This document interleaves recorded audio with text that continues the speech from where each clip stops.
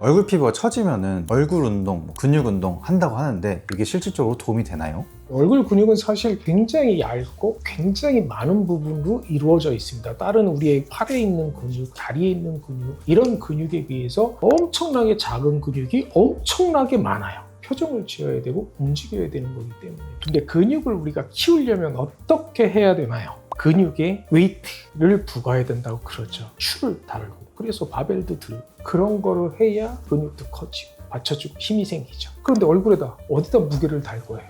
고쳐지죠? 물론 웃는 연습은 많이 필요하죠. 그런데 웃는 연습을 너무 많이 하면 웃음 주름이라는 게 생겨요.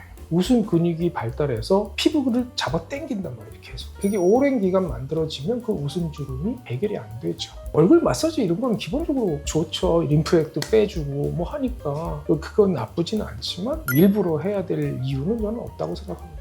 얼굴이 처지고 나이 좀 들어 보이는 거는 피부 속에 콜라겐이 줄어서 그런 건가요? 물론 콜라겐이 줄어서도 생기죠. 콜라겐은 사실은 인간이 태어나서 한 25 정도까지 많이 만들었다가 그다음부터 계속 덜 만들어지게 되는데, 그게 계속 조금씩 떨어지는 게 아니라 그냥 쭉 유지하다 또 팍 떨어지고 유지하다 팍 떨어지고, 이런 시간적인 나이가 있다는 게 최근에 밝혀졌습니다. 문제는 얼굴은 내 콜라겐이 떨어지면 어떤 식으로 보이냐 하면 사람이 푸석푸석해 보인다? 이런 느낌이 들어요. 그리고 떨어지는 거는 피부와 지방과 근육과의 그 사이에 있는 잡아주는 인대 조직이 있어요. 그 조직이 나이를 먹게 됩니다. 나이를 먹은 게 바깥에 보이게 되니까 더 빨리 보이게 되는 거죠. 꼭 콜라겐만의 문제는 아닙니다. 많이 궁금해하시는 질문이 있는데요. 피부 처짐을 유발하는 세안 습관이라는데 뽀드득 소리가 날 때까지 하는 게 좋다. 이거 진짠가요? 우리는 항상 얼굴도 그렇고 우리 모든 몸에 보호 장벽이 있어요. 우리 외과 의사들이 보면 소독약을 많이 쓰거든요. 또 닦은 걸 항상 닦게 되고, 그래서 더 닦아야 되는 이유가 있어요. 왜 그러냐면 많이 문질러서 많이 없애면 그 피부 장벽이 약해져서 균이 더 잘 살 수 있는, 얼굴도 마찬가지인 거죠. 너무 피부 장벽하고 여드름도 많이 생길 수도 있고, 그런 장벽에 내가 잃어버릴 수 있으니까 항상 그 보호 장벽을 적당히 해야 돼요. 그렇다고 하나도 안 씻어? 그럼 더 생기죠. 그거는 그죠. 모공도 막고 더 나빠지니까 당연히 세안은 잘 해야죠. 세안을 하지만 집에서 하는 그런 일부러 심한 세안이나 이런 거는 사실상 의학적으로 권장은 안 드립니다. 그럼 세안하고 나서 화장품은 많이 바를수록 좋을까요? 아무래도 우리 피부는 또 숨을 쉬어야 돼요. 우리 숨을 안 쉬면 피부가 늙어요. 그럼 겉피부가 늙으면 속피부도 따라서 늙을 수 있는 확률이 높아지게 되죠. 표피가 닫히면. 그러니까 항상 그 적당함이라는 게 중요한 거겠죠. 제가 항상 옛날에 체중 뺄 때도 마찬가지고 모든 고객분들에게 말씀드리지만, 한 번에 많은 것보다 적은 걸 얼마나 오랫동안 유지하는 게 중요한 겁니다. 한번 확 해놓고 한 번 안 하고 이런 것보다는 항상 비슷하게 똑같은 루틴으로 해주시는 게 좋습니다. 그러면 화장하는 사람은 쿠션만 발라도 충분하니까 선크림은 오히려 안 바르는 게 낫다고 하던데 이거는 맞나요?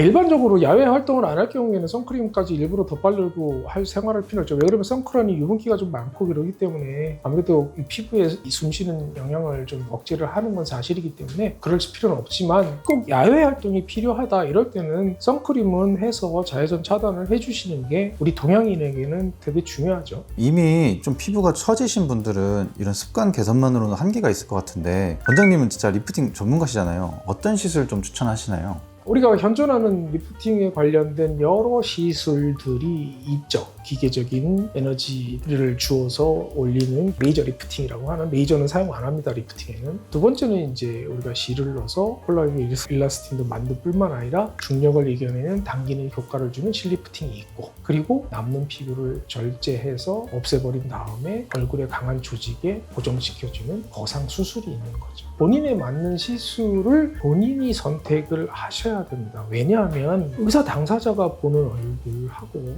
본인이 매일 보는 원하는 얼굴이 달라요. 본인이 원하는 얼굴 형태나 얼굴의 변화 모습을 잘 상의를 하고 어떤 시술을 할지 결정을 하시면 되는 겁니다. 그래서 안 되면 여러 가지를 할 수 있는 거니까요. 물론 비용이 여러 가지를 하다 보면 많이 들게 되는 경우가 생길 수밖에 없지만, 아쉽게도 제가 항상 모든 제 유튜브에 말씀드리지만, 우리는 나이를 먹고 있는 거를 부인할 수 없다. 없죠. 세월은 지나가고 계속 갑니다. 가기 때문에 그런 변화를 잡아줄 수 있는 모습으로 가는 겁니다. 보통 이제 리프팅 시술을 빨리 하시는 분들이 20대 후반서부터 시작을 하시는데 보통 30대 후반에 40대 초반에 이제 좀 많이 하시죠. 그리고 50대가 요새 최근 많이 늘고 있고 50대에 시작했다? 그러면 계속 받지 않더라도 한두 번 받았더라도 나중에 60대가 됐을 때 한 번도 안 한 분보다는 피부 나이는 최소한 덜 가져가게 되는 거죠. 다른 어떤 시술도 마찬가지예요. 아이고 이거 했는데 효과가 없어요 이렇게 말씀하시는 분 많지만 그게 세월이 지난 힘을 보면 아 이걸 받았기 때문에 내가 이 정도로 살 수 있구나 이 정도로 덜 처지는 거를 반드시 느끼실 수 있습니다. 지금 당장 좋아야 하려면 어쨌든 물리적인 효과가 있는 시술을 선택을 하셔야 합니다. 실리프팅의 효과는 어쨌든 콜라겐을 만들 수 있는 물질을 내가 먹음으로써 콜라겐과 일라스틴을 만들어내는 효과도 있지만 또 하나는 그러니까 즉각적으로 당기는 효과, 중력을 거스르는 효과를 가지고 있는 힘이 있는 것이 실리프팅이니까 실리프팅을 잘 받으시면 그 즉각적인 효과를 보실 수 있죠.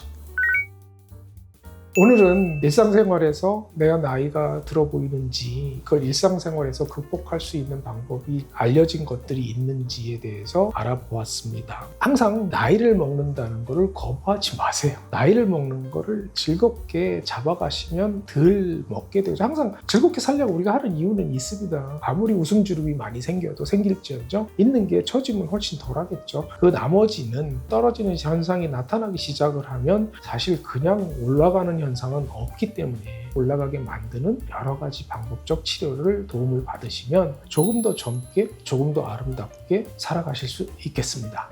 오늘 내용이 도움이 되셨다면 좋아요, 구독, 알림 설정 부탁드립니다. 진로 놀랍게 지금까지 팽팽닥터 전민영이었습니다. 감사드립니다.